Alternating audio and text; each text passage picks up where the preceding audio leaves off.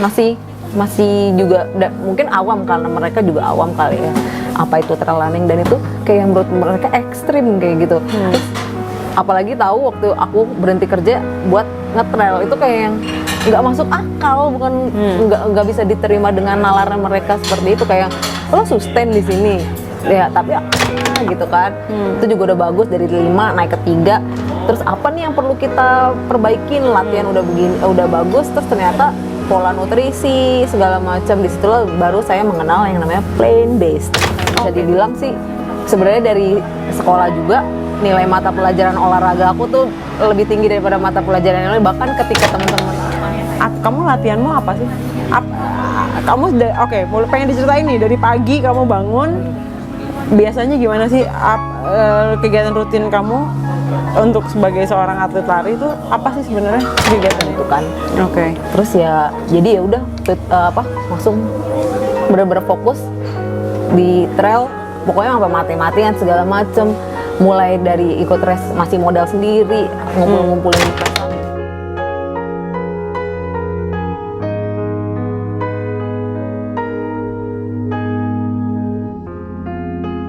Kembali di SKTV bersama saya Gia, saya dengan Mbak Sibah Hati Langgia, dan hadir bersama kita saat ini ada seorang saya Ruth Darsia. Oke. Kita ini hari Minggu di Kasroti Selai, lokasinya di Jalan Renpatan nomor 12. Kebetulan memang Ruth Darsia ini adalah pertama sih sebenarnya kita kenalan dulu. Ini teman saya, sebenarnya awalnya customer saya sih. Dia suka pesan roti setiap minggu, dia selalu pesan roti yang sama. Pesanannya waktu itu memang vegan babka ya. Jadi Ruth ini seorang atlet yang tidak makan protein hewani. Oke, dan kita sebut sebagai plant-based eater. Yeah. Jadi babka vegan itu tetap butuh manis, tapi ya tetap, jadi dessert gula-gula nggak apa-apa menurut Ruth, dan disubstitusi dengan pokoknya segala sesuatu roti-roti yang tidak mengandung telur dan susu. Oke.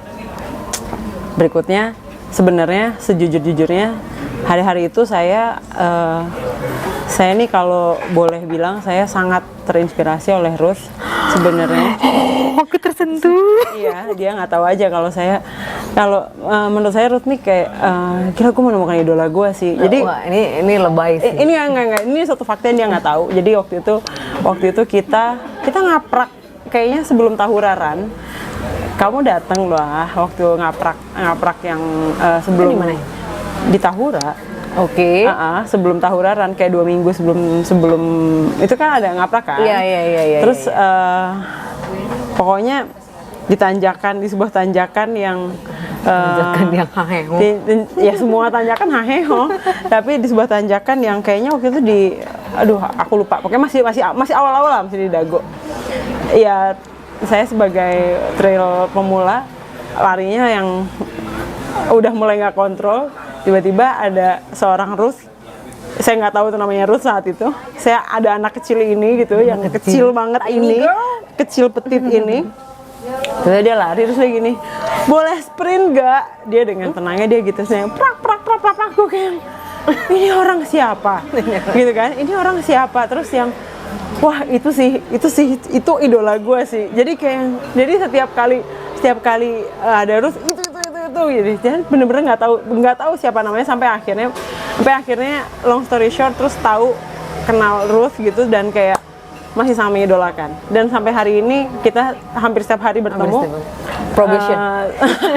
Saya pun masih sangat mengidolakan dia, dan menurut saya untuk seorang yang tidak mengenal Ruth secara pribadi, saya udah merasa ini memang sosok yang sangat menginspirasi, dan tentunya saya nggak sendirian. Saya yakin saya banyak sekali orang di luar sana dan banyak sekali perempuan yang mengidolakan Ruth. Jadi wow, hebat sekali. Oke, Ruth.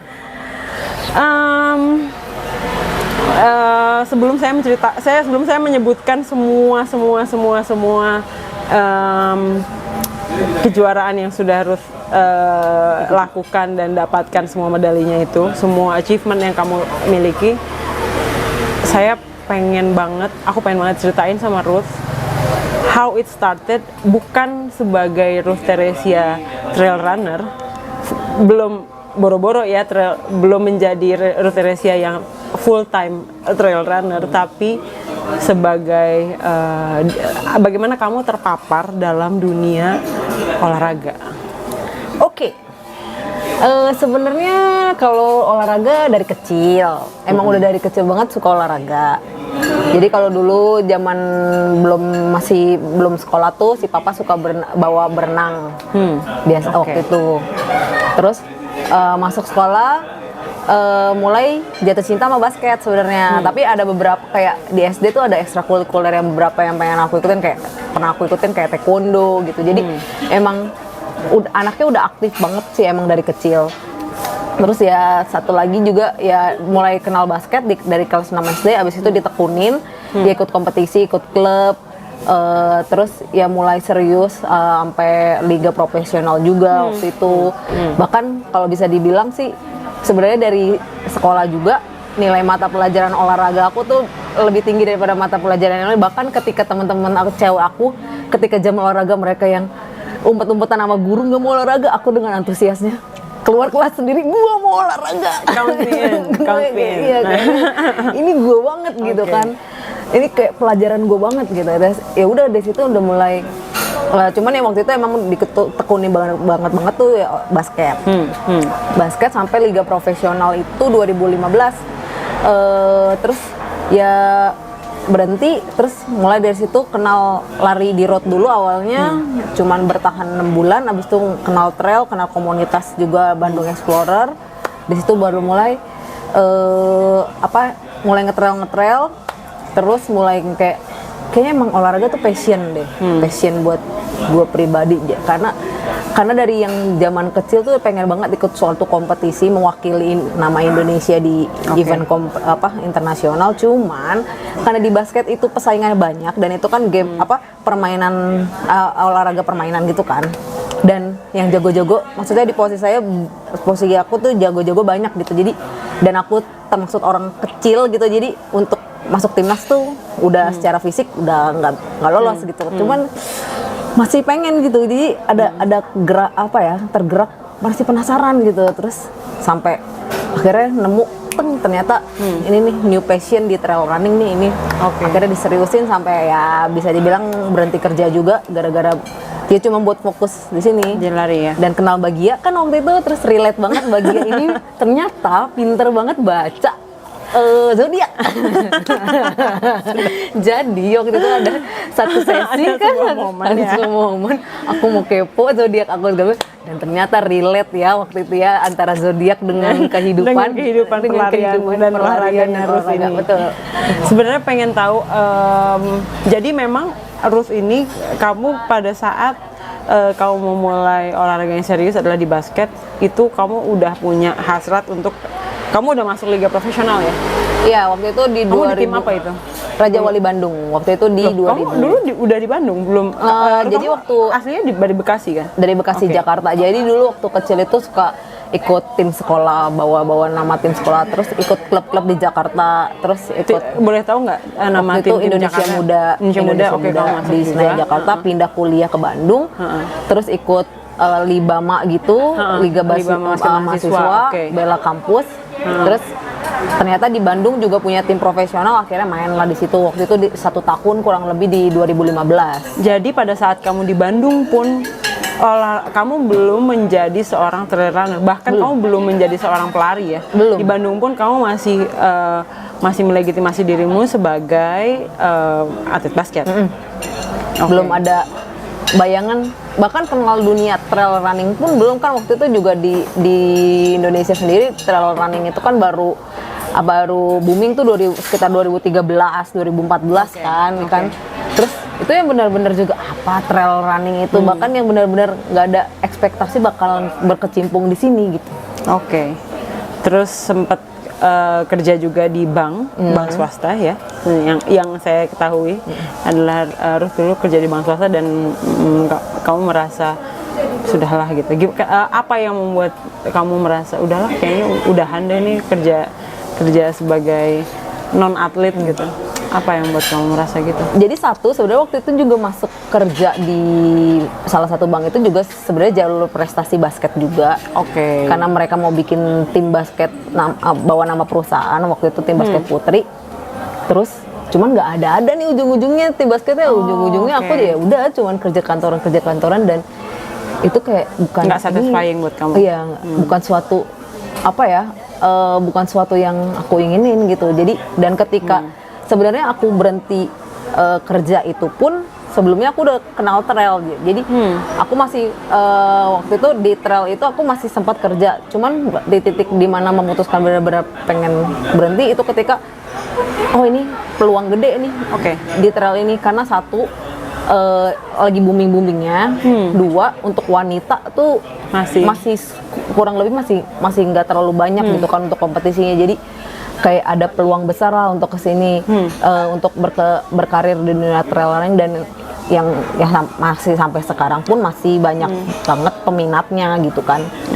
Terus ya jadi ya udah langsung bener-bener fokus di trail, pokoknya sampai mati-matian segala macem. Mulai dari ikut race masih modal sendiri, ngumpulin prestasi Jadi sekarang udah bukan modal sendiri ya? Ya, puji Tuhan. Puji Tuhan udah ada terima undangan, tinggal pasang badan, latihan aja tiap hari.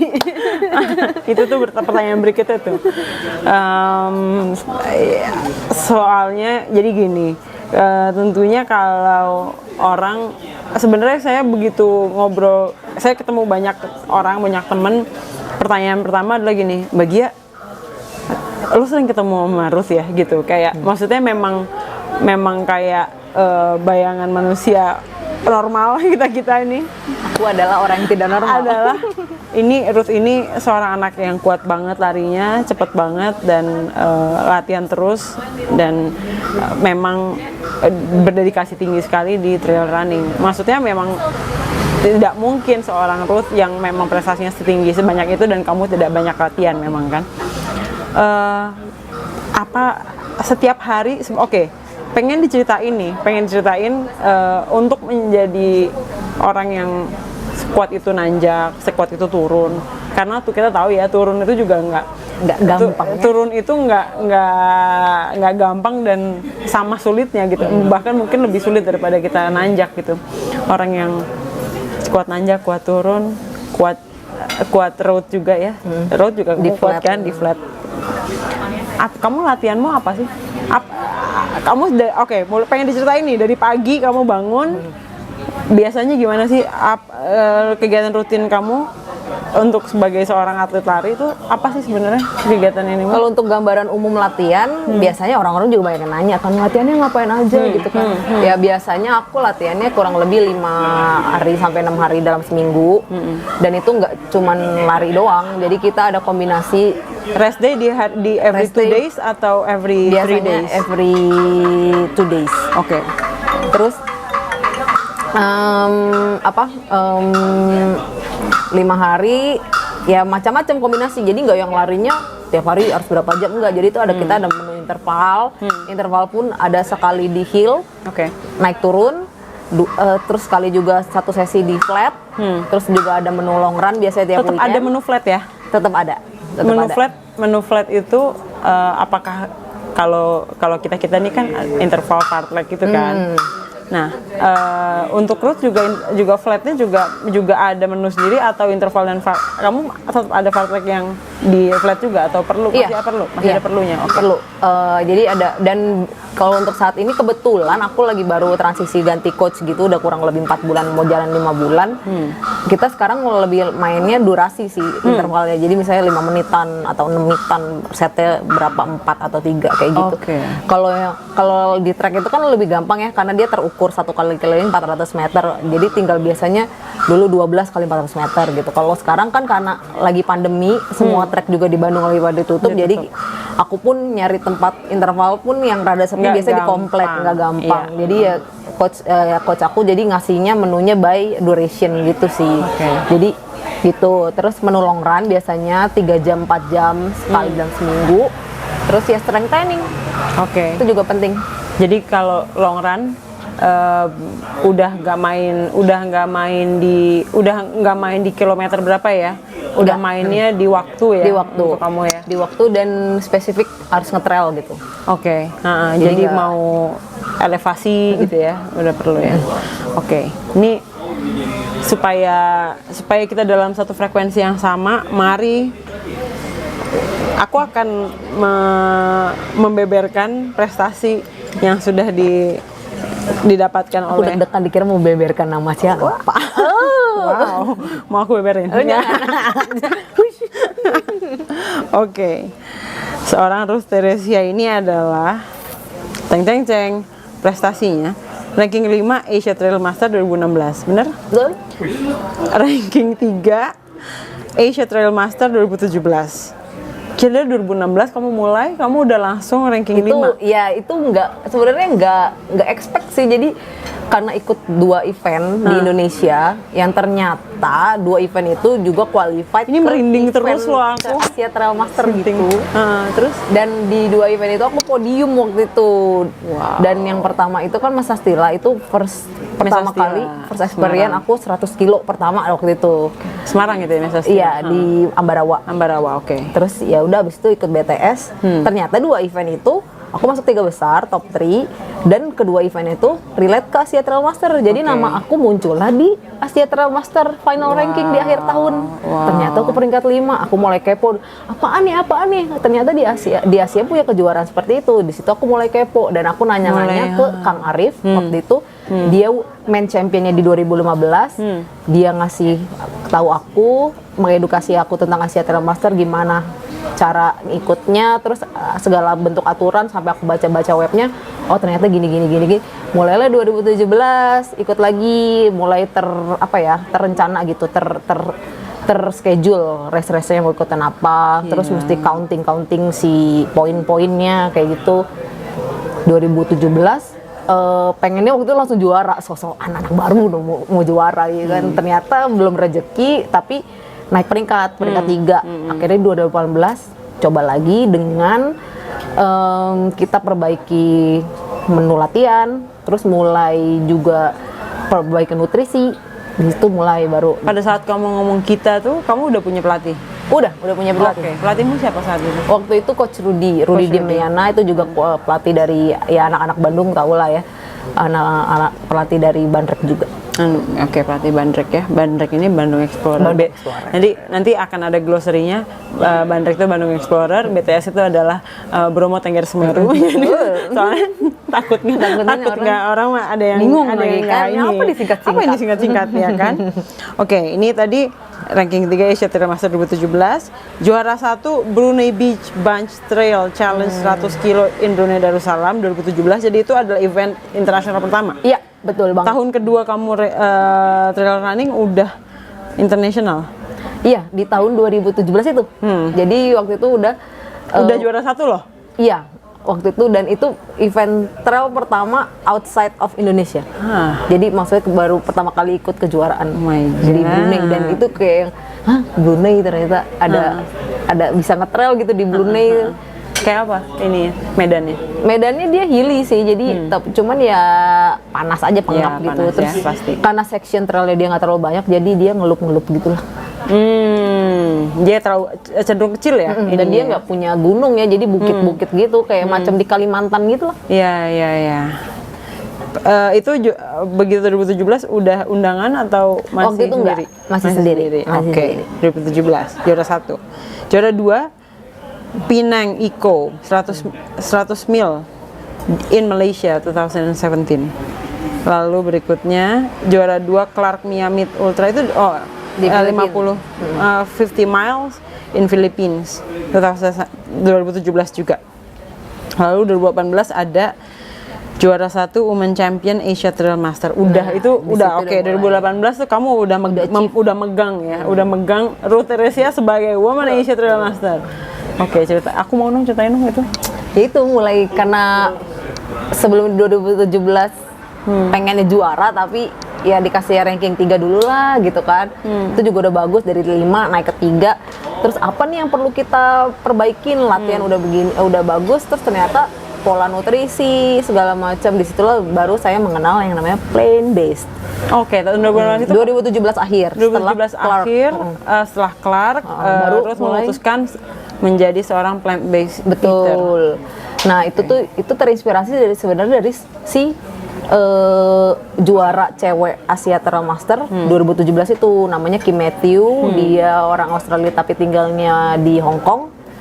Nah, di situ aku ngeliat kan sosial medianya, dia ternyata plant based. Terus ngeliat Plant based eater. Terus ngeliat juga pelari-pelari luar yang dari Eropa segala macam, aku ikutin. Ternyata memang rata-rata endurance athlete itu mereka pola makannya, pola dietnya plant based gitu kan. Disitulah aku mulai menerapkan ke diri sendiri. Nggak gampang sih, emang susah banget. Apalagi yang dengan kondisi di Indonesia waktu itu kayak restoran-restoran gitu kan Masih susah, jauh ya? jadi masih jauh banget kan. Terus bingung aja mau makan apa hari ini, mesti mikir kan. Tapi di situ Iya. mulai yang kayak jadi terdorong gitu, jadi harus ngulik makan apa, ini gunanya buat apa, Iya. kayak gitu. Jadi yang benar-benar mengedukasi diri sendiri juga akhirnya, dan jadi ngulik sendiri, baca-baca, terus banyak nanya gitu segala macam. Ya di situ mulai kayak 2018 kayak semua udah settle dan udah siap, dan di situ juga udah jadi juara sih. Jadi 2018 udah dapet enaknya sebagai plant based eater ya, karena itu misalnya kamu 2017 terus jadi plant based eater akhir 2017, 2018 ada waktu untuk adaptasi ya. Betul. Badannya. Oke. Masih panjang nih. Masih panjang nih soalnya prestasinya masih panjang, jadi pelan-pelan ya kan. Oke. Lalu itu juara 1 Women Champion, juara 1 Brunei Beach Bunch Trail Challenge 100K in Brunei Darussalam. Jadi ini udah event kedua ya untuk Brunei Beach Bunch ya. Udah Brunei udah 2 kali. Lalu berikutnya juara 1 Trail Koh Chang 100K in Thailand 2018. Jadi kamu ada, ya ampun banyak banget 2018 terus. Kalau dibacain semua Nggak apa-apa.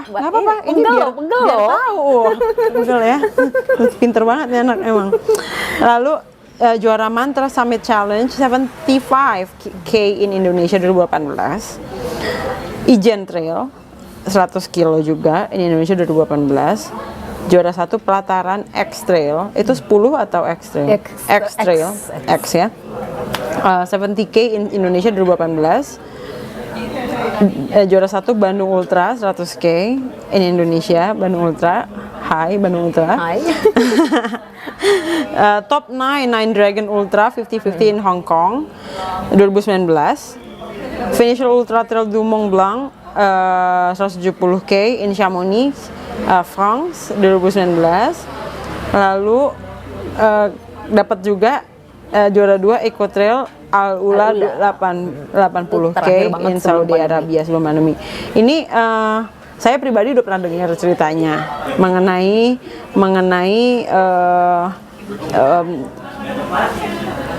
Ultra Trail du Mont atau UTMB ya kan, Mont Blanc kan ya, di Chamonix ya. Kemarin juga kita habis ngobrol sama Kang Bobi, serekan seperjuangan Ruth di UTMB Chamonix. Tapi tentunya tidak lengkap kalau Ruth nggak cerita juga tentang itu, karena itu mungkin udah pasti itu adalah event European pertama, dan secara paralel saya tahu abis itu Saudi Arabia, ya kan? Oke, pengen diceritain sama Ruth tentang itu. UTMB dulu kali ya. Jadi UTMB itu pertama kali 2019, first 100 mile 2019, walaupun sebenarnya pernah ikut 100 pas di Penang Eco tadi udah disebutin. Terus tapi challenge-nya waktu itu di situ karena Eropa, cuaca. Karena di sini kan tropis ya, terus jadi cuaca. Dan waktu itu mikirnya gini, anak orang-orang, dan nggak tahu ya, aku selalu mikir yang pengen cari jalan yang out of the box gitu. Orang-orang lotre kan masuk UTMB itu kita harus nyari poin Gitu, oke. udah pun poin terpenuhi nggak bisa langsung sign up karena harus ada lotre, jatah per negara tuh dibatasin. Jadi terus aku mikir aku nggak mau lotre, aku mau langsung. Terus caranya gimana? Ambisius. Ambisius. Oke. Caranya gimana? Nanya Kang Arif waktu itu. Oh bisa nih pakai Aitrapo ranking di tiap negara harus. Arif Wismoyo. Iya Arif Wismoyono. Oke. Bisa Itra ranking di negara harus 3 besar.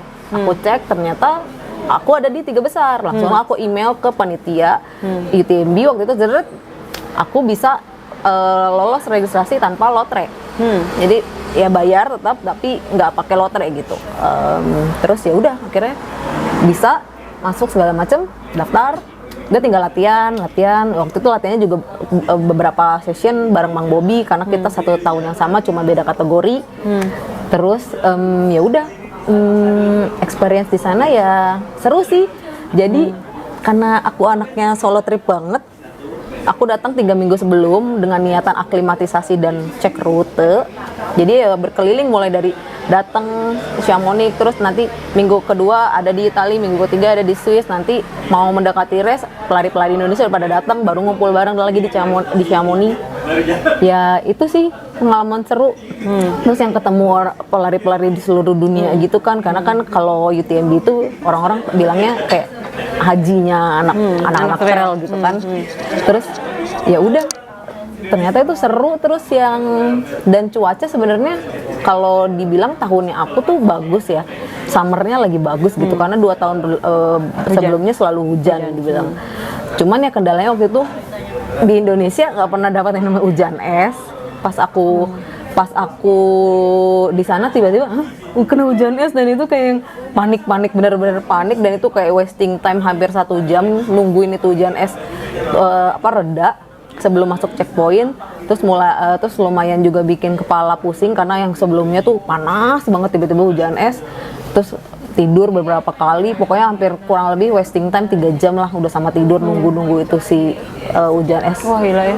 Terus ya udah melemah lah, maksudnya udah baru pertama 100 mil gitu kan ya, tapi ya untungnya bisa finish gitu 43 jam, dan itu kayak yang Cut off time berapa jam? dari 46 jam setengah. Waktu itu sih sebenarnya target aku 35 jam dan pengennya 100 besar wanita gitu kan. Cuman waktu meleset jauh banyak karena ya namanya ultra kan banyak unexpected tragedi gitu kan. Tapi ya akhirnya ranking make up sih. Waktu itu kurang lebih di peringkat 80-an. Targetmu? 100 besar. Wanita. 100 besar wanita, ini padahal ke 80. Berarti masuk dong? Masuk. Cuma secara waktu Iya. Jadi tetap aja ya, meskipun oke ini masuk di 1 titik, tapi kamu pun masih mengingat sebenarnya target pribadimu apa gitu kan ya. Itu penting. Oke, itu penting sekali. Terus secara paralel juara 2 Eco Trail Alula. Itu barengan. Jadi itu momennya gimana? Momennya bersamaan atau kamu pulang ke Indonesia dulu atau enggak? Chamonix tahun lalu ya? Iya, Chamonix kan 2019. Oke. Terus benar. 2020 mau ngapain nih? Nah, kebanyakan orang-orang yang aku tanya, mereka setelah UTMB, mereka udah nggak tahu lagi mau ngapain. Jadi kayak top of kecepatan udah gitu kayak yang di sana. Gitu. Di situ udah momen puncaknya. Terus gue mau ngapain lagi, mau ikut race apa lagi? Akhirnya memutuskan sebenarnya 2020 mau comeback lah di ATM, Asia Trail Master, dengan tujuan mau jadi sebagai first woman, wanita pertama yang champion dua kali gitu kan. Terus gara-gara pandemi, nah waktu itu sebenarnya udah sebelum Eco Trail Alula ini aku tuh posisinya di Januari itu udah di Hong Kong, dan itu waktu itu Hong Kong lagi udah heboh banget pandemi, dan race di Hong Kong itu cancel. Seminggu setelah Hong Kong aku mendapat invitation dari Eco Trail Alula ini dari penyelenggara full itu. Jadi aku terus diundang, terus tinggal pasang badan doang, mereka yang ngurus segala macam. Ya udah aku berangkat. Orang mikirnya itu kan Saudi Arabia ya. Terus orang-orang mikirnya negara Muslim. Emang ada event trail gitu kan. Dan itu emang ternyata tahun pertama penyelenggaraan event, satu-satunya penyelenggaraan event trail di Saudi Arabia. Dan itu aku bener-bener udah nggak tahu, buta, nggak tahu mesti ngapain karena kan tahun pertama. Terus orang Indonesia belum pernah ada yang kesana, jadi nggak tahu siapa yang mau ditanya gitu kan. Terus larinya gimana, di gurun kah, gurun full kah, gimana, cuacanya gimana nggak tahu kan. Terus ya udah ternyata nanya-nanya sama penyelenggara di sana, ternyata lagi masih winter, masuk winter. Tapi winter pun pagi doang ternyata yang dingin, siangnya buset panas banget tetap aja. Dan itu full flat gitu, gurun, dan 80 kilo kan. Makan gampang nggak? Makan sih gampang karena ya itu humus-humusan. Seperti terus roti-rotian sebagai gluten mania. Humus Gluten freak. Dia kalau ada gluten free dia rutinnya gluten freak. Freak banget sama gluten. Terus abis itu ya udah. So far makanan nggak ada kendala di sana, dan di situ sebenarnya Al Ula itu comebacknya aku setelah aku pasca cedera, aku ITBS waktu itu. ITBS kurang lebih 2 bulan recovery, dan itu benar-benar pertama kali terjun lagi ke ultra, dan itu kayak yang worry banget karena kan itu flat ya si race-nya itu, dan cut off time-nya juga lumayan cepat. Lumayan tight gitu kan, 13 jam waktu itu, dan nggak expect aku bebannya waktu itu karena sebagai undangan. Terus udah diurusin semua, udah diurusin semuanya, udah kan udah enak ya kalau DNF atau gimana, udahlah nothing tulus aja lah, gak usah mikirin, udah yang penting percaya diri aja percaya ya. Diri.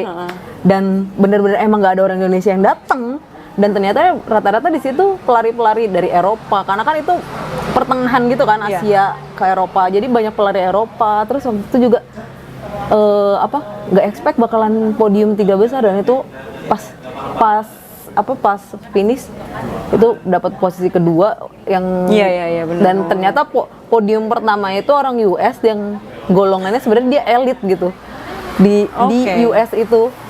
Terus gila posisi 2, terus yang oke kayak yang bangga banget gitu, kayak wah nggak expect. Dan itu salah satu event juga yang event trail yang berkesan karena ya itu berdigurun, dan iya sih. Iya, apa yang belum nggak bisa berkata-kata deskripsinya gimana. Pengen tahu kalau Ruth berangkat itu sebenarnya Ruth berangkat sendiri atau ada tim support sih? Maksudnya tim support tuh gimana sih? Ini saya ngomong ini karena saya pengen jadi tim supportnya. Dukung bagi ada jadi tim support. Bawa roti, bawa apple pie. Gimana sih, Ruth? Kalau selama ini sendiri, aku belum punya manajemen yang menaungi. Apa-apa semuanya masih sendiri. Ya kecuali kalau bagi mau, ya kecuali kalau untuk gear-gear udah ada sponsor ya. Ya, cuman kalau misalnya siapa yang ngurusin penginapan di sana masih sendiri, kecuali kalau udah invitation. Beberapa invitation mereka udah tinggal ngurusin, aku tinggal berangkat doang gitu. Ya, jadi pada saat misalnya kamu kemarin di Chamonix, kamu 3 minggu duluan kan? Earlier ya, 3 minggu prior gitu kamu datang, terus kamu itu udah sendiri aja, udah benar-benar nggak cuma aklimatisasi, tapi juga trip-tripnya juga situating gitu ya. Maksudnya kamu biar supaya kamu nyaman gitu ya, nyaman dengan di sana. Kalau ini kemarin saya bertanya hal yang sama sih sama Mang Bobi. Latihannya untuk lari di iklim yang berbeda tuh, apakah kamu sekarang kan kamu tahu lah ya, pada saat di Mont Blanc itu atau di sana itu di Eropa itu akan panas tapi akan dingin segala macam itu. Apa ada perubahan yang kamu nggak pernah tahu gitu iklimnya. Di sini latihannya apakah ada perubahan? Apakah kamu persiapannya apa untuk belajar tahu mengenai iklim yang berbeda? Kalau di sini sih karena menurut aku Bandung juga lumayan dingin ya. Mungkin untuk hariannya aku tetap latihan di Bandung. Cuman untuk mensiasati aku bisa aklimatisasi di udara dingin. Aku biasanya di weekend itu latihannya ke gunung-gunung di atas 3.000. Bahkan waktu itu pernah beberapa kali Gunung di atas 3.000 itu apa ya? ada Sindoro, Sumbing. Jadi Oke. emang mau nggak mau Oke. keluar kota gitu kan. Bela-belain. Terus sampai waktu itu pernah juga beberapa kali naik Gede Pangrango malam-malam. Oke. Tengah malam. Jadi Sendirian? sendirian. Wow. Maksudnya, oke. Jadi memang sekarang kan kita tahu nih kalau lari kan emang sendirian. Maksudnya lari kan nggak bukan olahraga, itu olahraga soliter ya, bukan olahraga permainan gitu. Tapi ini suatu hal yang lucu nih, kalau saya kenal Ruth secara pribadi, dia memang nggak apa-apa dia lari apapun sendirian, maksudnya memang itu yang dia lakukan gitu. Dan bahkan latihan ekstrim di tempat-tempat yang lain pun kamu sendirian. Sendirian. Jadi Boleh kali ajak-ajakin teman-teman yang lainnya. udah. Nggak mau ya Nggak ada yang teman-temannya mau. ya. Apalagi cewek-cewek nggak ada yang mau. Nggak ada yang mau ya. Aduh. Cuman ya gitu. Emang aku kalau niat sendiri ya udah sendiri gitu, berangkat.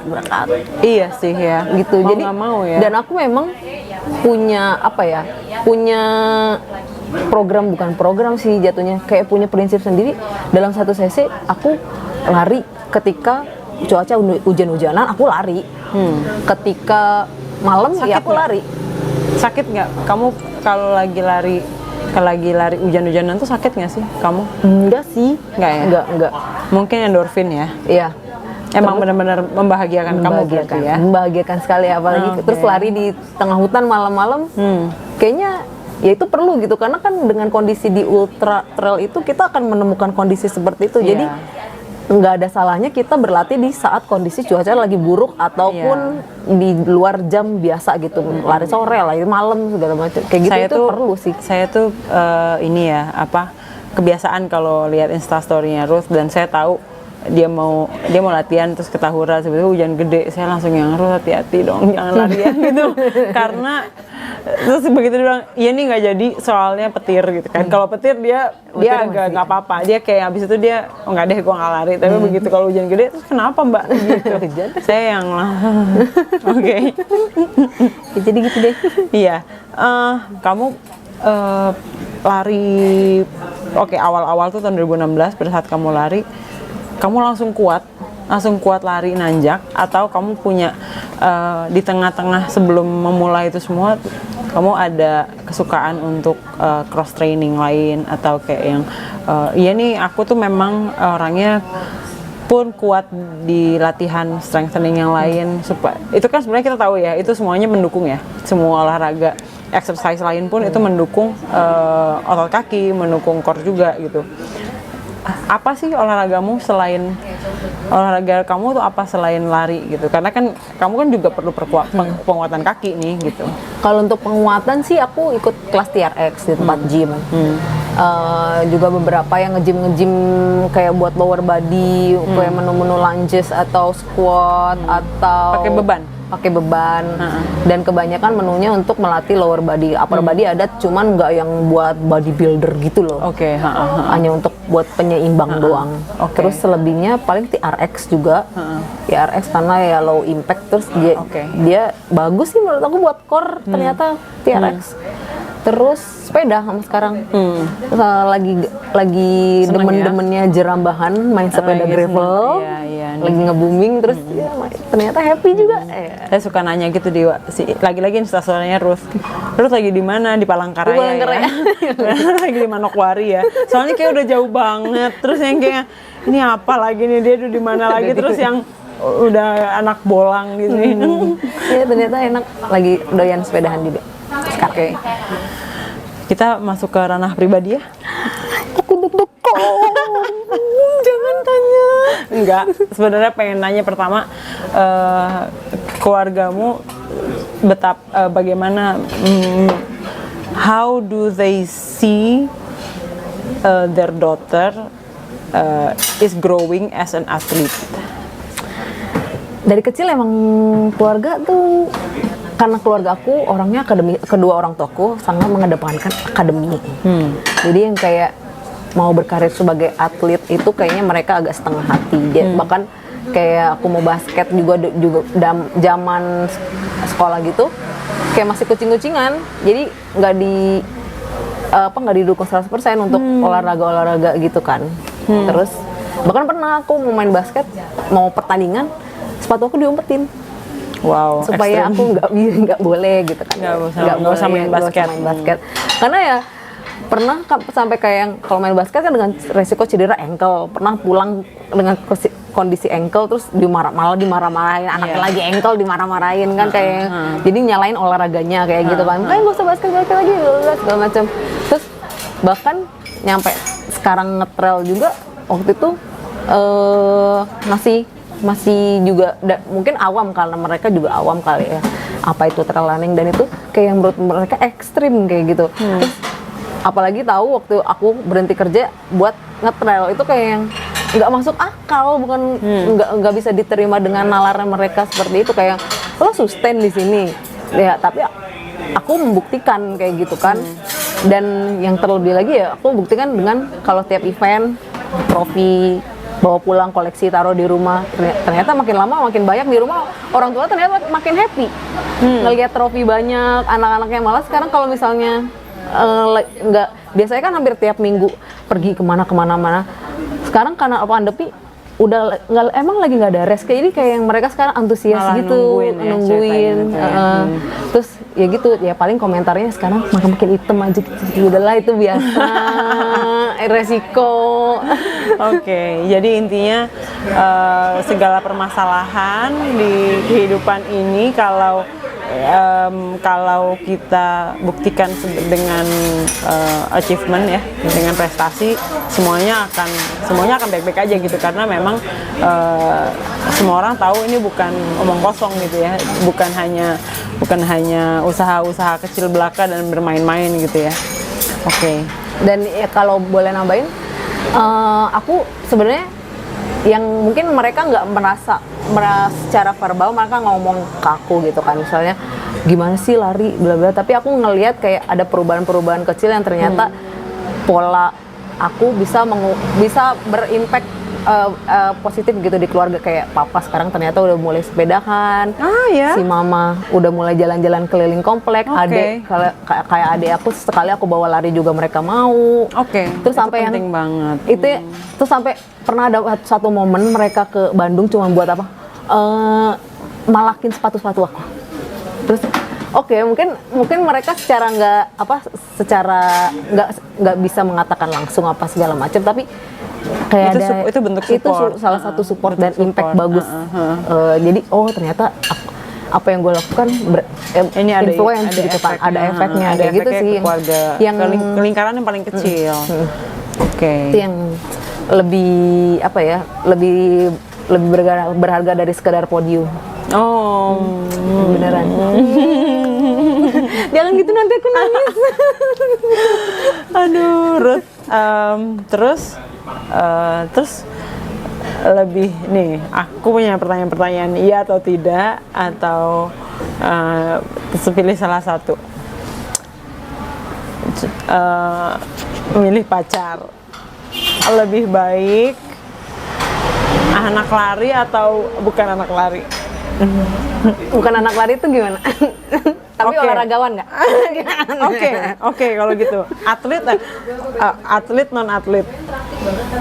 Atlet ya.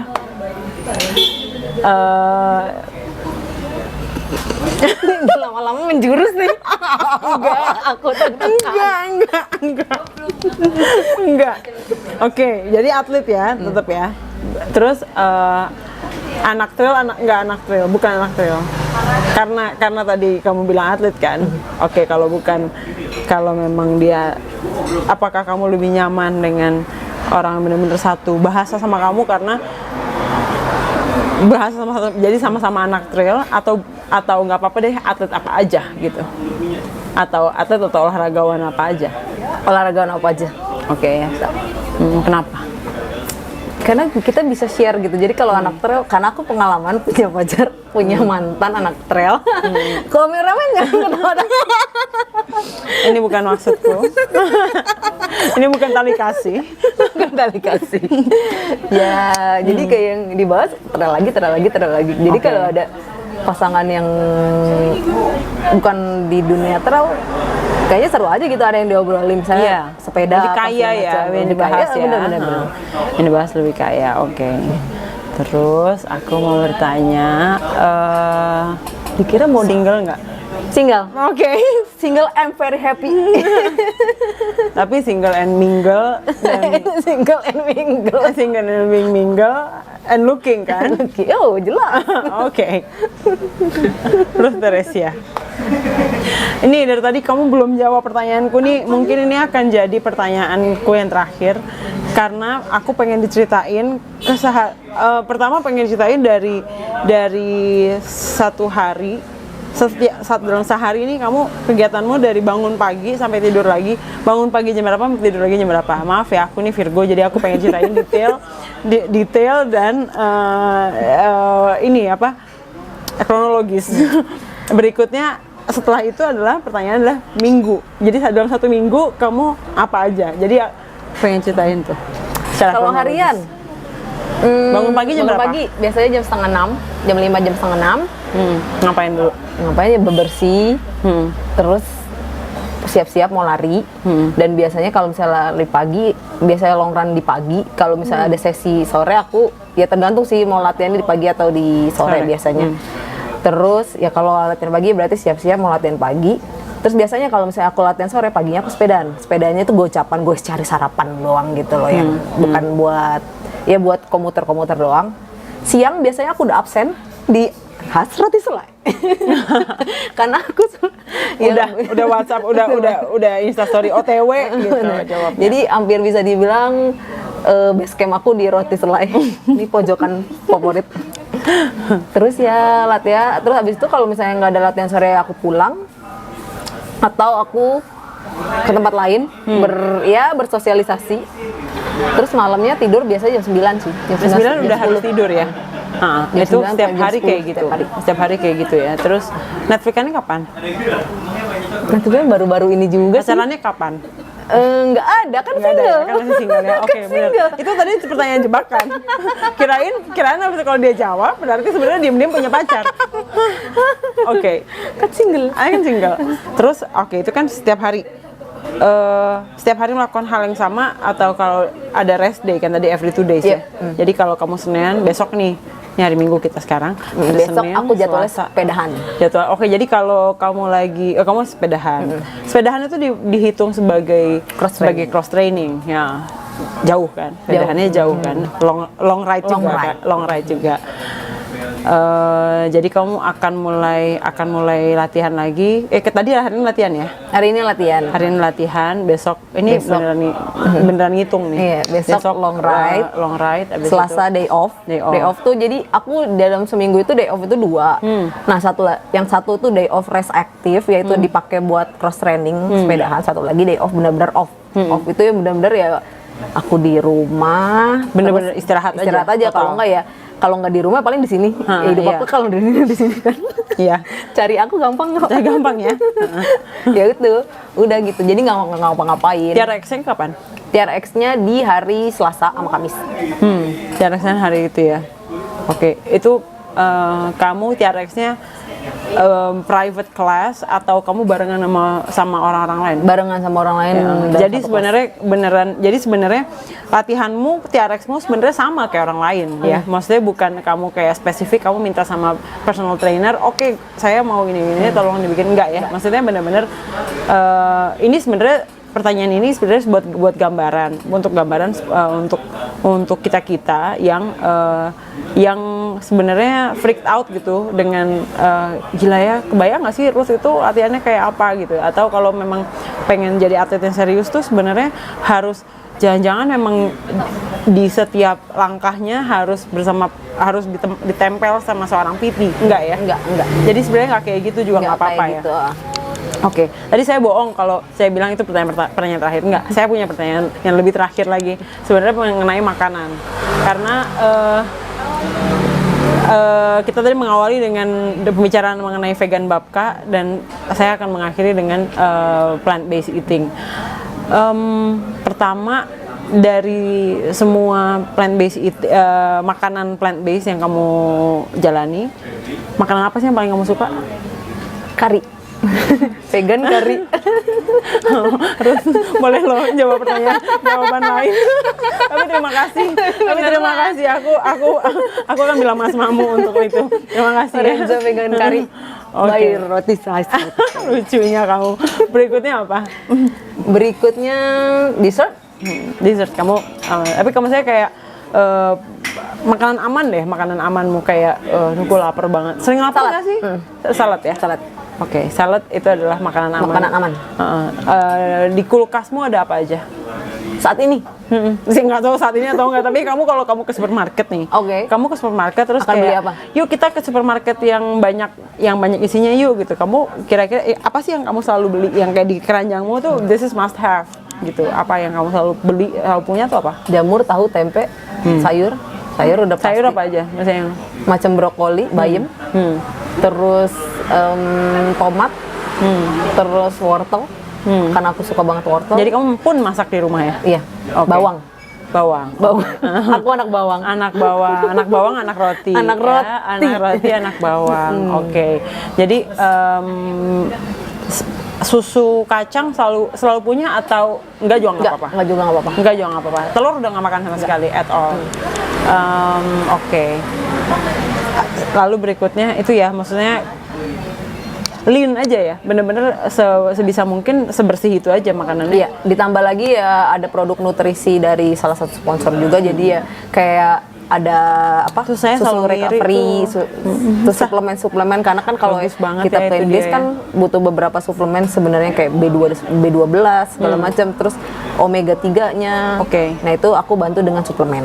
Oke, jadi sebenarnya vitamin meskipun asupan makananmu yang intake itu selengkap itu, tapi tetap aja kamu butuh multivitamin tambahan. Betul. Ya, jadi recovery itu nggak cuma apapun yang kamu makan, vitamin itu juga jadi no harm ya, nggak apa-apa gitu. Saya makan minum vitamin pun itu dianjurkan ya.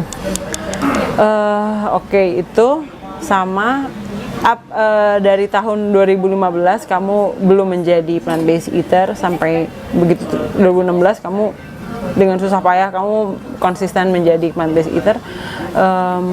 Apa efek yang paling gampang disebutkan gitu? Ini pertanyaan sejuta umat. Hampir semua orang. Nah, supaya nanti nggak nanya lagi. Hampir semua orang nanya itu. Yang paling terasa itu recovery sih. Recovery ya. Recovery dalam aktivitas, apalagi kalau habis latihan berat, terus besokannya harus latihan lagi. Itu pola plant-based diet itu yang benar-benar kerasa efeknya di pola recovery. Jadi pencernaan sih ya, aku nggak bisa bilang akan lancar banget, cuman ya kayak sirkulasi darah, no kolesterol. Jadi kayak yang itu berpengaruh banget buat pola recovery, buat latihan selanjutnya gitu. Mungkin saya bisa nambahin, mungkin karena pencernaanmu ringan. Jadi pencernaanmu ringan, jadi semuanya jadi bisa terolah dengan baik di nutrisi itu ya. Wow, baik kalau begitu. Terima kasih banyak Teresia.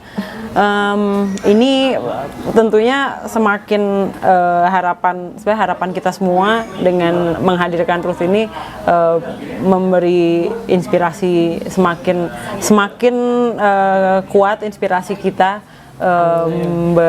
berolahraga. Sebenarnya kita ada hadiah buat Truth, tapi nanti dikasihnya Terus ini ada oleh-oleh dari teman-teman di SKTV.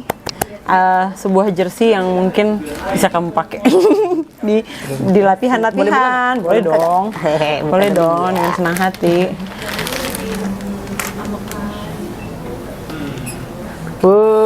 Sayap kiri squad. Terima kasih. Saya pun mau berterima kasih kepada Nos Coffee juga Indonesia Mandiri. Terima kasih banyak atas supportnya sampai hari ini. Kita bisa siaran terus dan ngobrol terus sama teman-teman dan tokoh-tokoh yang menginspirasi. Jadi sebenarnya kita kita senang banget dengan ini ya, kita semua senang banget dengan keadaan di mana oke, memang pandemi ini tidak terlalu menyenangkan untuk semua orang, tidak menyenangkan, kita tahu ini semua kita berada di status yang sangat rendah gitu dalam kecemasan kita gitu, tapi ada satu hal yang baik adalah momen ini benar-benar dipakai sama semua orang untuk menjadi lebih aktif ya, lebih mencari matahari, dan tidak hanya berjemur tapi juga pada saat dia mencari matahari mereka juga melakukan kegiatan fisik yang aktif gitu sebenarnya. Dan saya harapan kita semua dengan berakhirnya, dengan pelan-pelan kita semua menghadapi kehidupan new normal, berikutnya race semakin ada dan semakin banyak lagi pelari-pelari yang baru ya. Betul banget, regenerasi. Jadi dulu juga Ruth awalnya juga bukan pelari gitu, tapi kan ada momennya di mana dia menjadi pelari, dan akan hadir lagi banyak Ruth Teresia yang berikutnya. Terima kasih banyak Ruth. Sama-sama. Terima kasih banyak. Terima kasih semuanya. Thanks for having us. Bye.